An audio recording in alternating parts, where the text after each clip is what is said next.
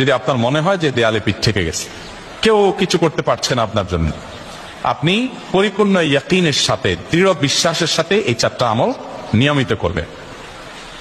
এবং আমি বহু মানুষকে পার্সোনালি এটার পরামর্শ দিয়েছি, ওনারা আমল করেছেন, আমল করে উপকৃত হয়েছেন। এরকম বহু মানুষ আছেন, বৃদ্ধ মানুষ, বাবা ক্যান্সার আক্রান্ত হয়েছেন অনেক দেরিতে, আল্লাহ তাআলা অনেকভাবে সাহায্য করেছেন। হ্যাঁ, কখনো যদি আল্লাহ তাআলা এই আমলগুলো করার পরও আমার বিপদ দূর না করেন, তাহলে হয় আমার আমলের মধ্যে কোনো ত্রুটি ছিল, অথবা আমার এই বিপদ দূর না হওয়ার মধ্যে আমার জন্য কোনো কল্যাণ নিহিত ছিল।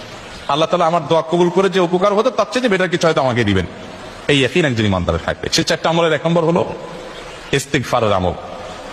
ইস্তিগফার, আপনি ফেসে গেছেন কোনো জায়গা, কোনো উপায় পাচ্ছেন না, আপনি ইস্তিগফার করতে থাকেন, আস্তাগফিরুল্লাহ ওয়া আতুবু ইলাইহি, আস্তাগফিরুল্লাহ ওয়া আতুবু ইলাইহি, আস্তাগফিরুল্লাহ ওয়া আতুবু ইলাইহি, আস্তাগফিরুল্লাহ, আস্তাগফিরুল্লাহ, আস্তাগফিরুল্লাহ আল্লাযী লা ইলাহা ইল্লা হুয়াল হাইয়ুল কাইয়্যুম ওয়া আতুবু ইলাইহি ওয়া লা হাওলা ওয়া লা কুওয়াতা ইল্লা বিল্লাহ। اللهم انت ربي لا اله الا انت خلقتني وانا عبدك وانا على عهدك ووعدك ما استطعت اعوذ بك من شر ما صنعت ابو لك بنعمتك علي وابو لك بذنبي فاغفر لي فانه لا يغفر الذنوب الا انت سيد الاستغفار। এইভাবে যে কোনো ইস্তেগফার করতে থাকেন, আপনি বেশি বেশি করে আল্লাহর কাছে ইস্তেগফার, ক্ষমা প্রার্থনা করতে থাকেন, খুব বেশি, আপনার 2 ঠোঁটে অনবরত আপনি চাইতে থাকেন আল্লাহর কাছে ক্ষমা।